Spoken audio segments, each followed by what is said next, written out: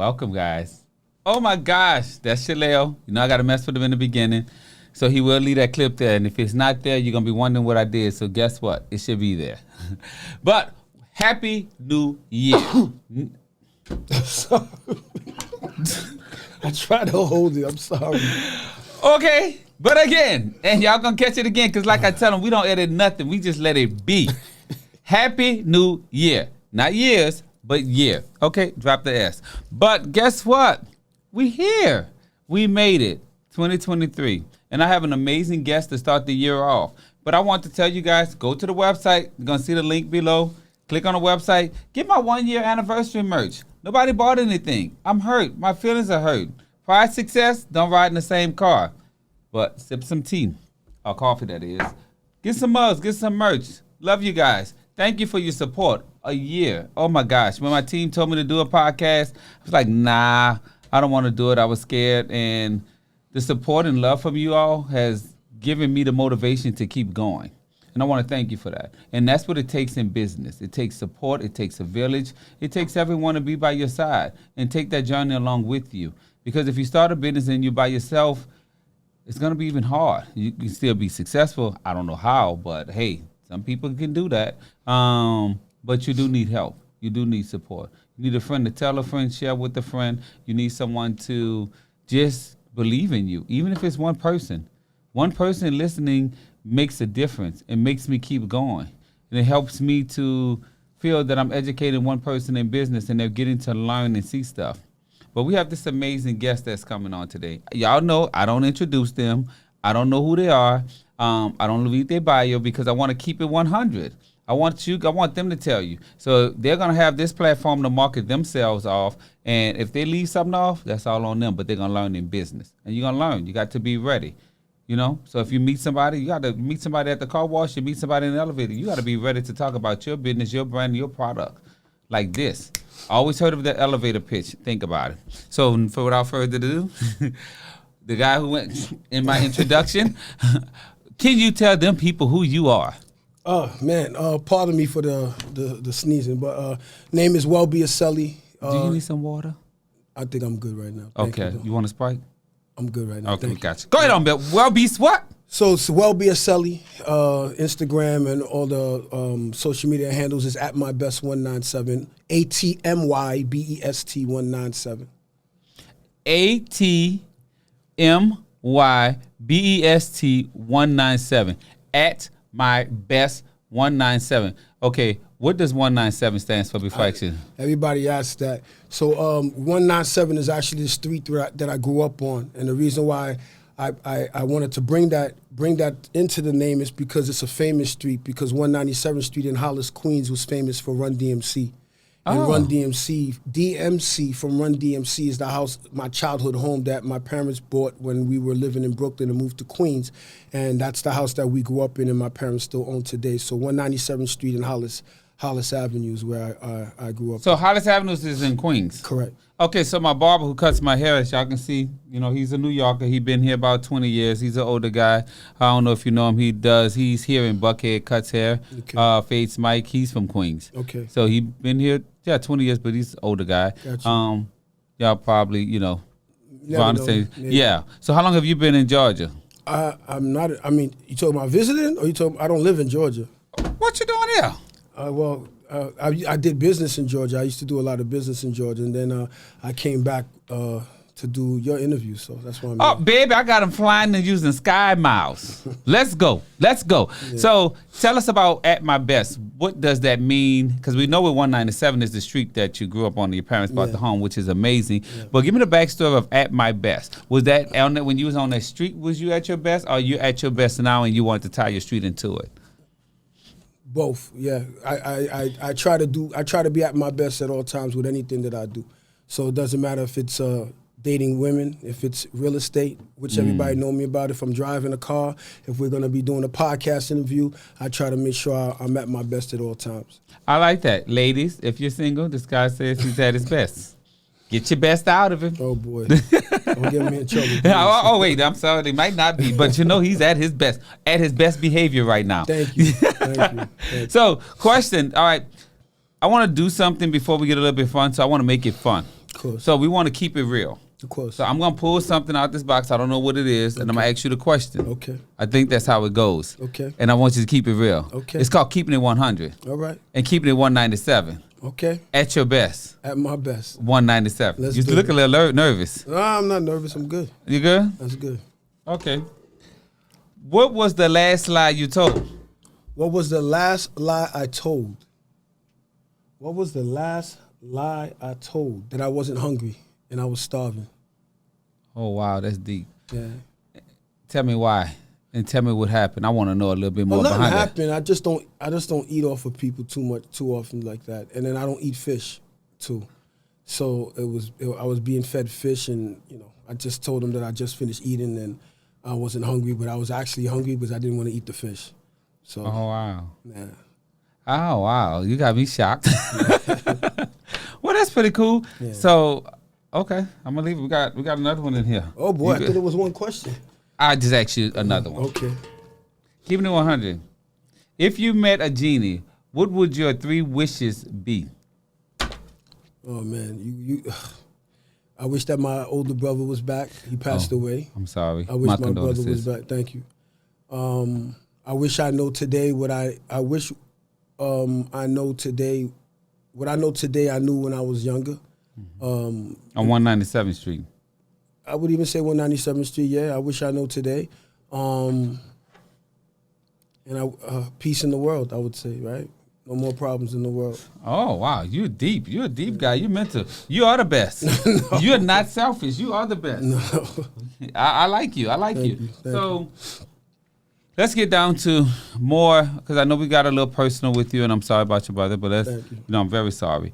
I want to get a little bit more about your business. What does your business have? Because we know you're at your best with the ladies, and I ain't touching that. You're going to get me in trouble, man. You're going to get me in trouble, man. So what is at my best means?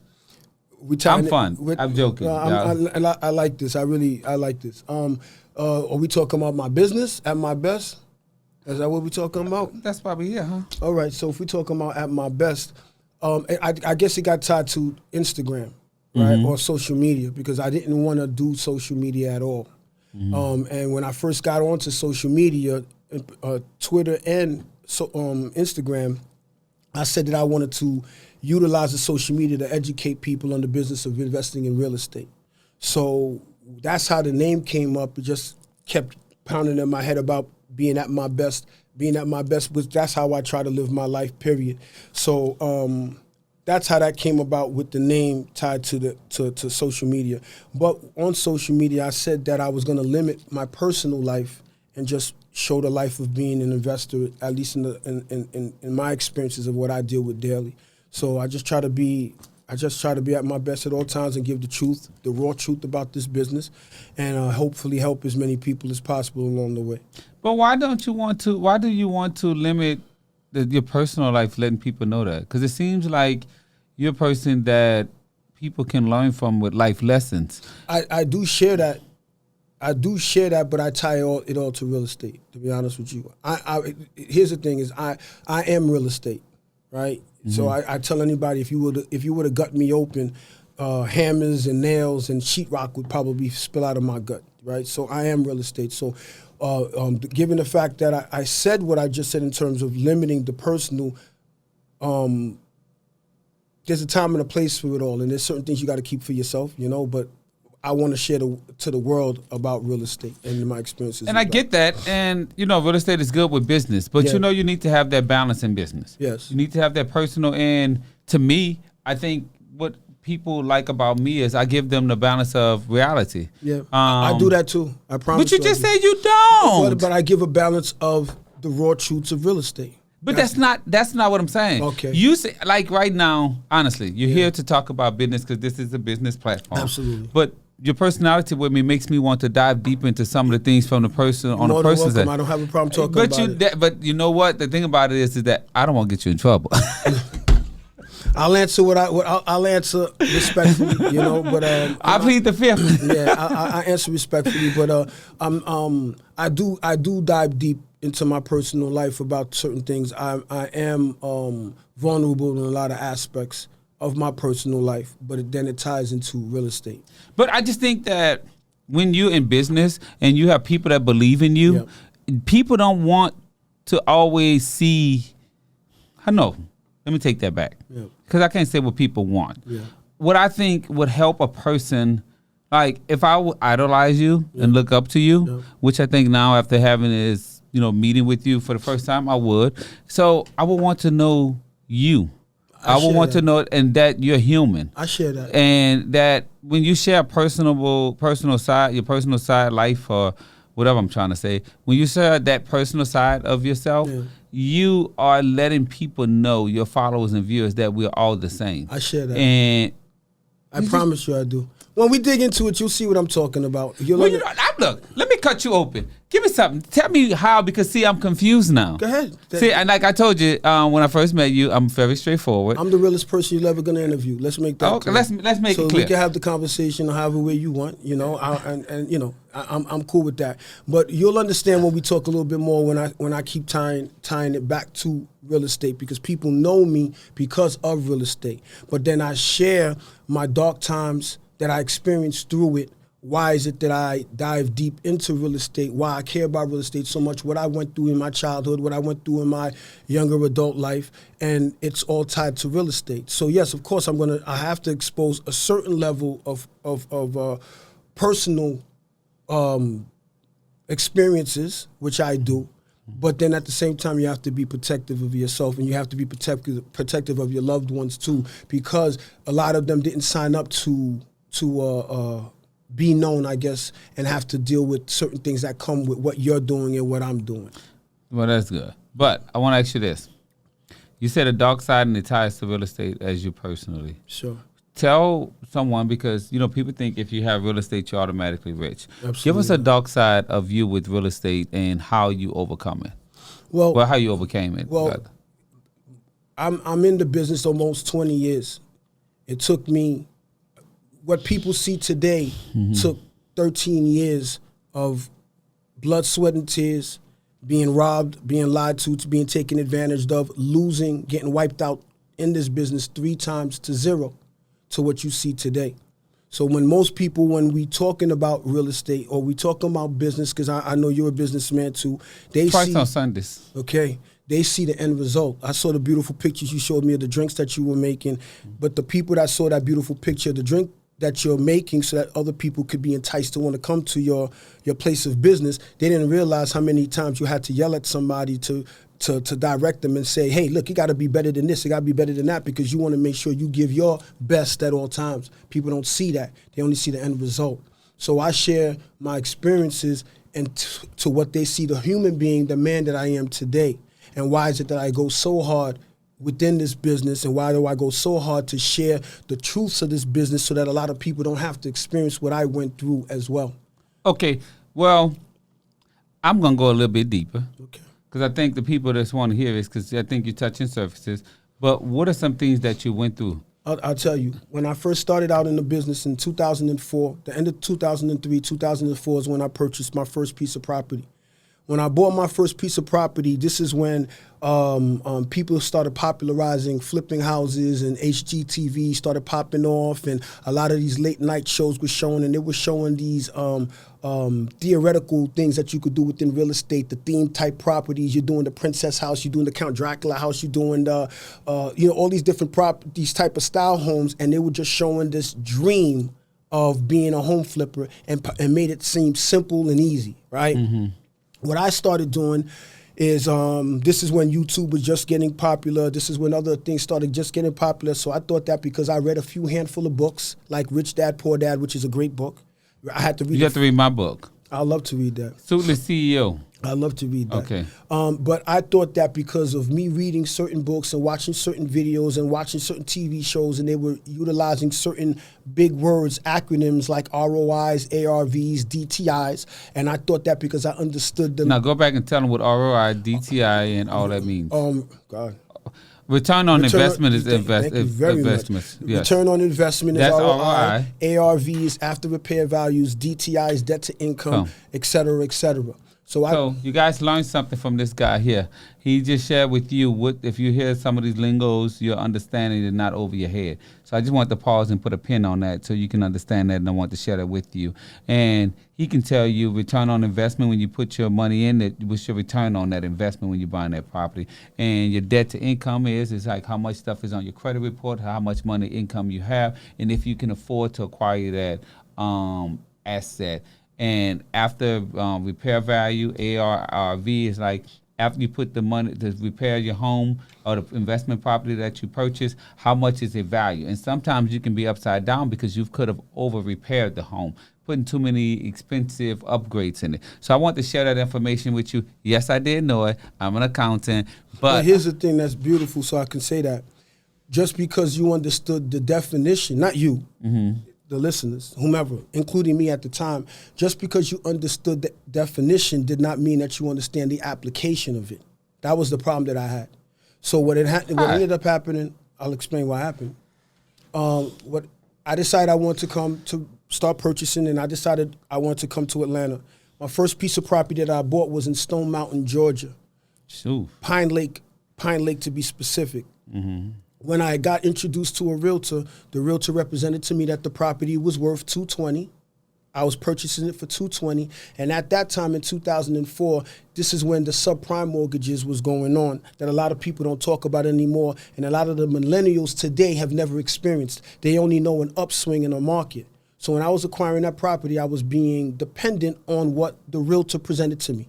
I was being dependent on what the mortgage lender was presenting to me. I was being dependent on what the contractor claimed to me that it was going to cost to repair. So here I am, a young man, wet behind the ears, don't understand the process. I bought the property being dependent on what was presented to me. So even though I understood the definition of ARV, understood the definition of DTI, understand the definition of ROI, I didn't understand the proper application of that.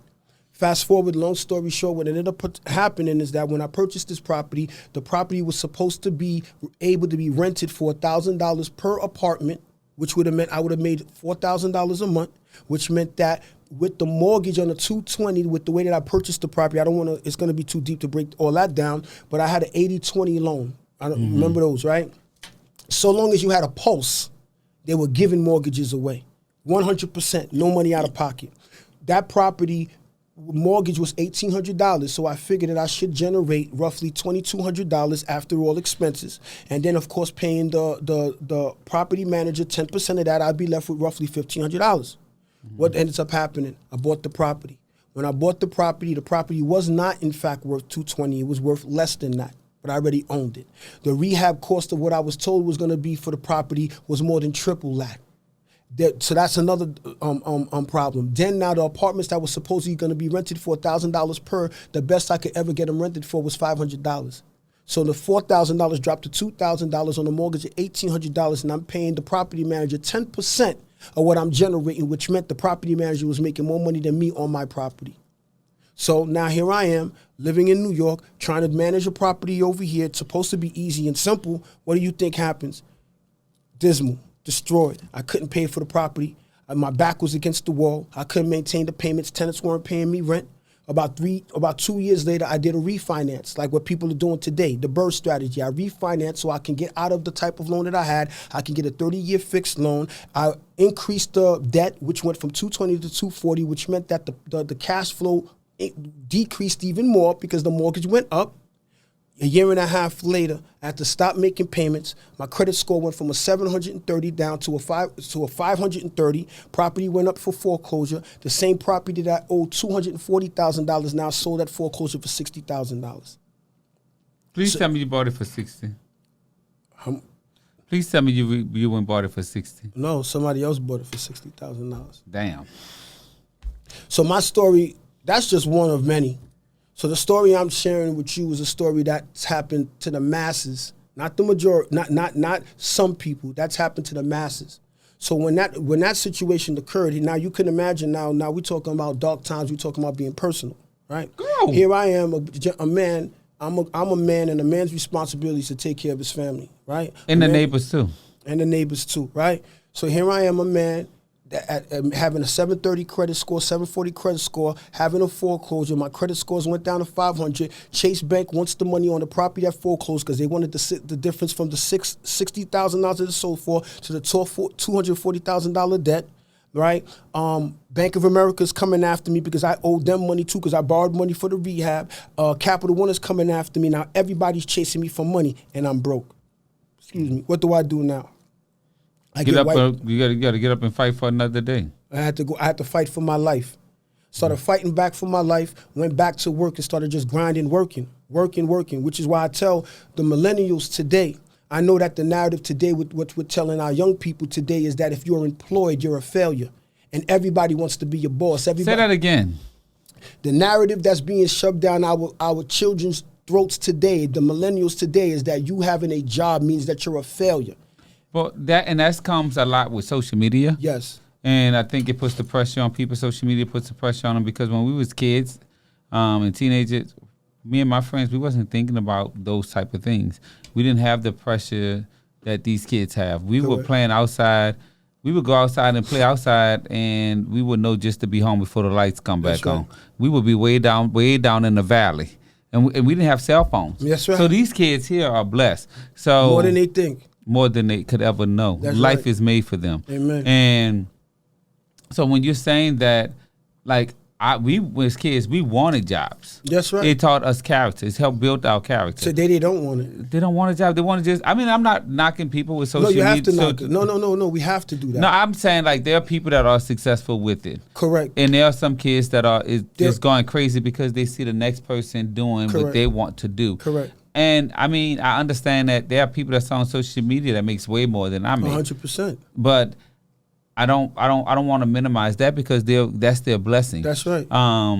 But these kids nowadays have to understand that everything that is someone else's success doesn't mean it's going to be yours. You can try, because you can look at every year how many people go to the draft. And go to the draft for the football, basketball, baseball, and a lot of them don't make it. That's right. They gotta figure out other solutions and have backup plans. That's right. These kids feel like just automatically, I'm gonna make a video on TikTok and I'm gonna be successful. That's right. It doesn't. That's not reality. And that's the sad and the scary part about what's going on today. So that's why I shared the importance of the hard work and I shared about the ups and the downs. So that story I just told you was the first incident of me getting wiped out. So I got wiped out to zero and I had to go back and go to work. I had to go to work, hustle, work the overtime, not go out on Fridays, don't go on vacations, hustle and grind because I had to get my money back up.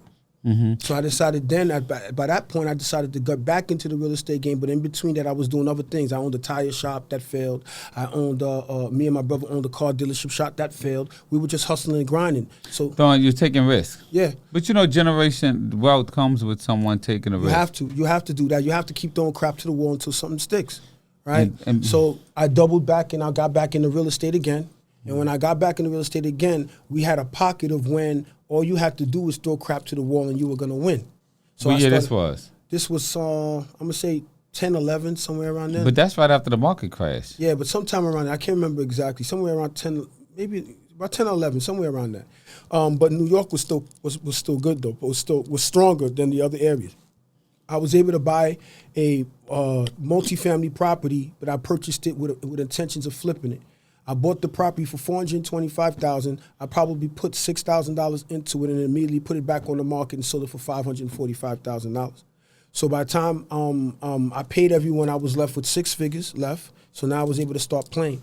I kept doing more things, keep doing certain more things again, and then what ends up happening, I lose it all again. How? Within real estate. And no, how did you had $100,000. So you made a profit from that property. Correct. So how did you lose that $100,000? One, I lost it in some real estate, but one of the big parts of how I lost it is I got caught up in a water park scam. That a partner of mine that I was in essentially embezzled money from the project. So in that project, I had a 40% ownership of a project that was being built in Goshen, New York. The water park was called Go Ocean Water Park. So if anybody Googles it, you could Google it, it's a fact. Go Go space ocean water park scam. All you gotta do is type it up. You're gonna see a Italian lady by the name of Liliana Traficante. That was my partner. We had it was myself and her and multiple other people that was invested in that project. In that project, we all pulled our monies together, and we were utilizing our monies to get the bridge loan for the initial $243 million injection that was gonna happen. We had meetings with the mayor. It was all over the news. It was all what I'm saying. You can fact check. That was all over the news. And then what ended up happening is that she started embezzling money up to $6 million. She stole out of it. So other investors, unbeknownst to me, that was involved, that I didn't know was involved, that she was stealing money from, ended up calling the feds. They ended up calling the feds, and then the feds started doing an investigation, wiretapping my phone and other people's phones. I didn't know it until one day I got a door knock at my door. And who's at my door? A federal agent by the name of Andy Ryder. I'll never forget him. Knocked on my door, showed me his badge, and said, "Can I come in?" Comes in, starts questioning me about personal financial things. And I'm getting nervous now because I'm thinking, what did I do? Because I didn't know where it was coming from. And by the time all the answers was answered, then he asked me, "Do you know of a lady by the name of Liliana Traficante?" And boom, that's how I knew where it was coming from. Long story short, the monies that I had tied into it, including that monies I just described to you, was all tied into it. All of it got wiped out. Never seen a dime of it. She ended up doing 5 years in federal prison for what happened. And we never seen a dime of that today, even till today. So that's my second time being wiped out to zero. Go back at it again, working, busting my tail, saving my money. I had a retirement fund, a 401k at my employment at the time, busting my tail.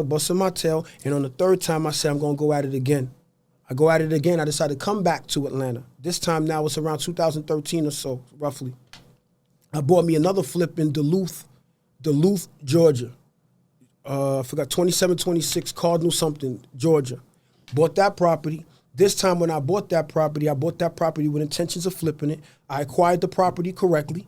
My numbers was on point, but what was my big problem was the contractor. And the contractor and managing the contractor. I ended up doing the property, renovating the property. It took a lot longer than I expected. The contractor robbed me. The contractor lied to me. The contractor put me in a horrible predicament. Finally got the property put on the market. The market started changing. I put the property for sale. I ended up selling it with a loss of $60,000. Oh, wow. So I get wiped out and I'm left with $90,000. So I'm out again, $90,000. That was the best money I ever lost in my life. I took that $90,000. I come back home. My father says to me, because he's seeing his son getting beat up for these 10 years, 12 years, getting beat up. My father says to me in Creole, he says to me, "Bibi, ou fini avec ça. Welby, you're finished with this, right? You're done." And I told my father, "Nah, I got it. I know what to do now. I got it." He said, "What you mean?" I said, "I know what I got to do." Fast forward to today, I took that $90,000 and I turned it into millions. So I want to share this with people. I want to share the story with the people because there's a lot of people that's entering this business that are getting screwed and getting killed right now, or entering this business with fear of entering this business and not sure. And then they're afraid of what they need to do, and then they're being presented a bunch of narratives that's not true. And I want to empower the buyer. It could be the investor or the new potential investor, or it could be just a qualified buyer that's looking to purchase a home for their family. And I want to empower them that nobody in this industry can make money without you. And I want to help the people in the way that I can with that process. So, and the thing about that is, so give me 3 tips you want to give someone that wants to get into real estate. Give 3 tips. The first tip that I tell anybody is to bet on yourself. That's number one. One of the biggest reasons of me losing as much as I did, especially at the beginning, is I was banking on other people rather than me willing to bank on myself. So all the stories I gave you of losing, one of the key reasons why I lost is that if you would have given me an opportunity and said to me, "Give me $50,000 and let's invest in this situation," I'd quickly give you the money. But if an opportunity was presented to me for me to do it and I had the $50,000, I'd find every excuse not to do it. So the first thing I would tell anybody is to start betting on yourself. Change your mindset and believe and start betting on yourself. That's one. Number 2, I would tell people to start educating themselves properly. Either you're going to self-educate yourself, follow the steps of properly educating yourself and learning the craft that you're trying to do and understanding that it's a marathon, it's not a race. Take your time in understanding what you're doing, or if you can't do it on your own, align yourself up with a strong mentor that is really legitimately doing in real life what you're trying to learn, not just what you think that they're doing because they're claiming it, right? And the third thing I would say to somebody is to trust the process. Follow the process and keep working through the process because it's going to be difficult, it's going to be hard, and it's not going to happen as fast as you'd like it to happen, but it will happen. So I always tell people, keep working it until it works. Okay, that's pretty good. So do you have... That's good, right? I practiced that real good. That was good, right? You got it on point. Okay. So my next question to you is, do you believe in quotes? I guess so, yeah. So my favorite quote is, to whom much is given, much is required. What's your favorite quote? I don't have one. I don't have one. I would have thought you would say Maya Angelou. What's that? When a person show you who they are, believe them in business. Because you dealt with people that have screwed you over. Yeah. And you overcame it. Yeah. But you don't have to deal with those people anymore. You believe who they are. Yeah. Yeah. So, question. So now they have it where I think the Republicans taking over the House, and they want to, I think, cancel the IRS. What you think of that? Cancel the IRS? Yeah, they want to get rid of them. I'm not sure about that. I don't want to speak on something. I haven't even heard that. Yeah, it came out today, so they want to do it. So you don't think of? I think the House is doing it probably because they're the majority. So they they don't own the Senate. Well, they're not majority in the Senate. So I don't think it'll go anywhere. But you can't. The IRS collect money for us to fund the government. That's right. So how do you? I'm trying to figure out why would they want to do that. I don't know. Sounds good, but I highly doubt that's going to ever happen. So in your business, you think it sounds good? It helps you get loans having an IRS. I don't want to. I'm lost at even the idea of somebody even saying it or canceling the IRS. I'm like lost. I wouldn't even know how to even respond to you with that. Okay. Yeah. Well, we move on. I like the honesty. So I'm an accountant. Yeah. So how did you feel? Did you have an accountant when you was doing all this? Yeah, I guess, yeah. I did. No, you got to keep it real. I did. I had to have an accountant. I had accountants at the time. Yeah, I did. So you don't have an accountant now? I have an accountant now, absolutely. How do you talk to him and how do you deal with him? How do I talk to him and how do I deal with him? I lay out to him what my goals are. I keep in contact with him with the monies that is coming in and what's going out, and I try to work out a game plan with him to minimize my tax liabilities. If I'm going to sit here and talk to you like I'm not an accountant like you. You have a better understanding of it than me. But what I do teach my students, my mentees, is that you don't have to know and understand everything. You need to put the people in place that does understand, and then you understand how to control them or pimp them, is what I like to say. Pimp me? Me be pimped? Baby. Well, I guess I'm being pimped then. I mean, you know. So being the as long millionaire, as you're happy, that's I love what I do. So when did you make your first million? I made my first million. When did I make my first million? When did I make my?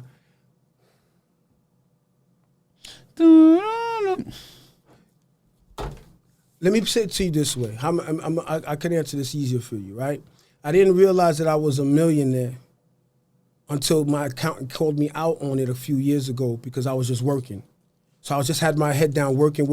And I thought that when you hit the quote unquote millionaire status that balloons were supposed to pop out. And what's the guy, that famous guy with the Life of the Rich and Famous guy. I forgot his name. Robin Leach. Leach was supposed to come and give me a congratulation card. I thought that that's what was supposed to happen. I was just working. And then in conversation is when I found out that I crossed that threshold with him. That's about, I don't know, maybe 5 years ago is when I crossed that threshold. And when he told you that, how did you feel? I was lied to. That's because once again, you're thinking that when you hit that threshold that you're supposed to, like a balloon's supposed to be popping and congratulations that you're a millionaire. And I wasn't disappointed. I was happy, and I went back to work. I just went back to work. So being a millionaire, when you didn't realize it when you filed your taxes that you was a millionaire? You